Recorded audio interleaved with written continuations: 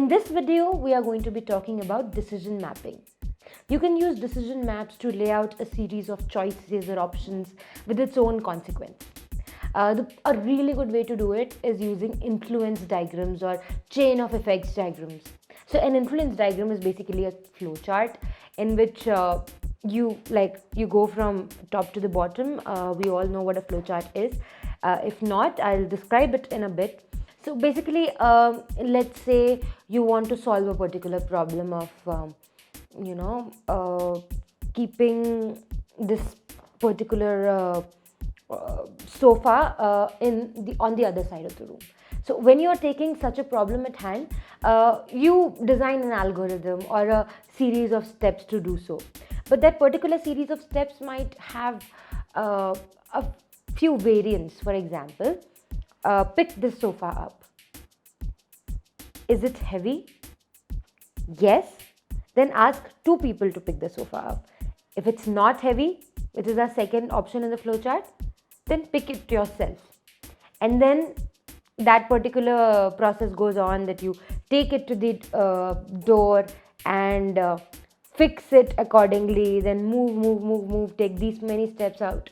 And then if the surroundings are okay, put it here. If the lighting is fine, put it there. Stuff like that. So these are the kind of influence diagrams, not exactly influence diagrams, but flow charts that we use to solve different problems, to be able to identify what kind of a process should be followed to accomplish a particular task. Influence diagrams are the kind of flowcharts that help you in decision making because they register in all of those small blocks and boxes the consequences of particular choice.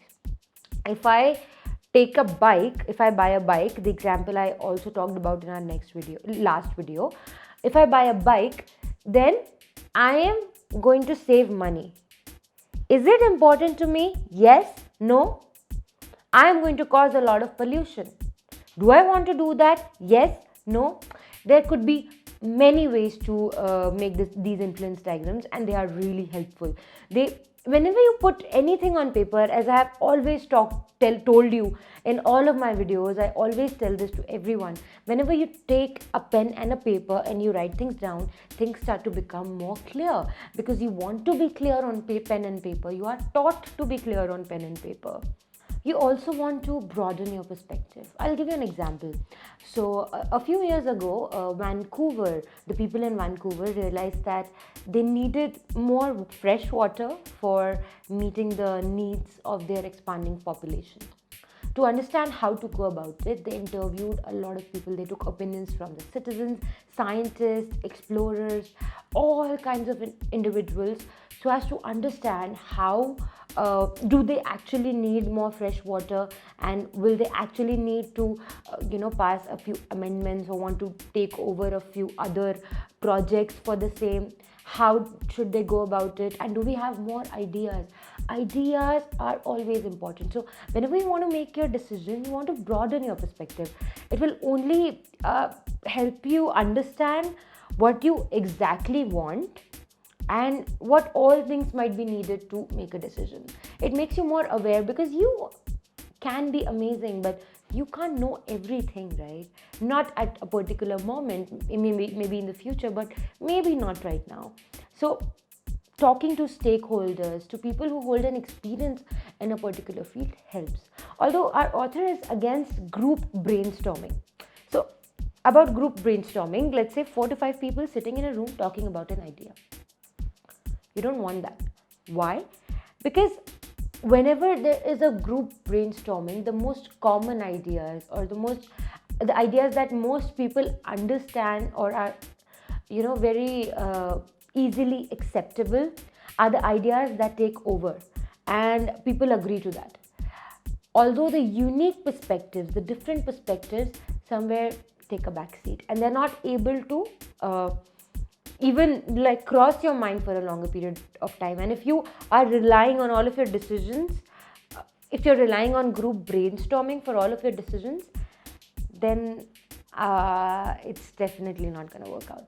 And you also want to avoid the experts. Rather than those experts, you should garner ideas from people with different perspective than yours.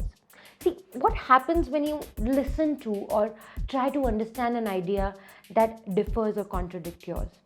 One, either you start agreeing to that one idea and realize that yours is wrong or is something that you would not want to go forward with. Or second, you become more confident about your idea. You have experimented it, you have tested it through, you have taken it into that war zone, whether I win or not. For you, in both situations you're winning. Never be afraid, or never take a back step whenever you are asked to talk to people with different perspectives or interview them, or try to understand them or read about them. Reading always helps. Whenever you read about a different thought or idea, because you are alone in the room and alone in your mind, it gets a little easier. So we have talked about decision mapping quite well now. The next technique that we talked about in our last video was unknowable unknowables. You may map out all of these things and even arrive at a decision, but it may not have that much of clarity yet.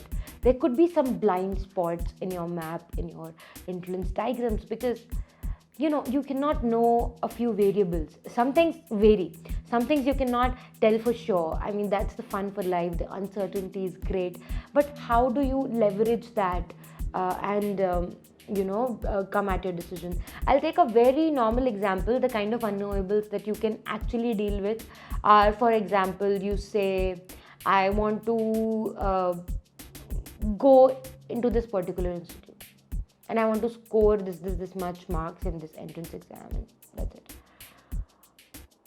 There could be a few things. While you make that decision map, you'll realize what all things you don't know. For example, when I'm applying to, let's say, Harvard, I know that there's an application process. I know that there's an SOP. I know that there's GRE, GMAT, all sorts of exams that I have to give. But I didn't research enough about my course. I'm not sure that all of these things are required for this particular course. I just took a general idea and I started working towards it. Well, even if not working towards it, I laid down on my decision map. I need to see that particular course. I need to see the requirements of that course. And only then can I make a very firm decision. So these unknowables, like what exactly is the course that I'm looking for? Because let's say, if you're coming from a country like India, right? You don't decide a course before you apply. Okay? You don't. You just decide your domain. You don't decide several courses. It's a different kind of education system over there. This also brings us to another term, which is unknowable unknowables. Like, you don't know. Like, you just decided this because that's how it is in India. But you don't know that you also had to choose a coursework. You realize it later. So try to know these as well. Like, whenever you research, whenever you talk to people, these unknowables, they start to make sense. For example, let's say if you were a kid. You're a 15-year-old who decided to run away from the house.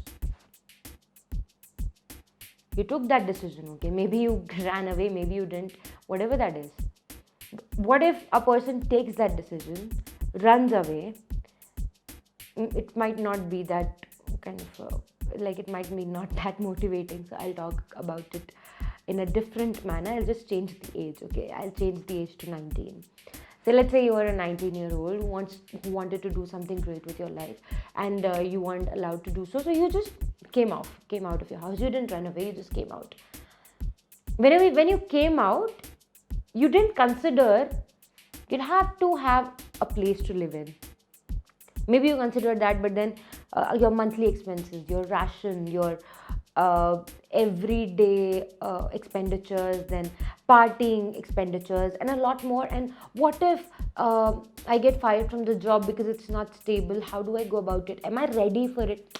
All these questions you don't ask yourself, and that is when the confusion takes over you. You may be able to get out of it 6 months down the line, but those 6 months are a waste for you, aren't they? So now that we know that there could be a lot of unknowable factors, let's not just try and dive in everything, but as much as we can. No matter how much you try, there will always be some uncertainty, there will always be some unknowable factors, but that's the thrill of life. Try to eliminate as much as possible while you make the decision. Eliminate them, enlighten yourself, go after information like a crazy man. Just go. In our next video, we are going to be discussing how to test your assumptions and how it's going to help you in better decision making.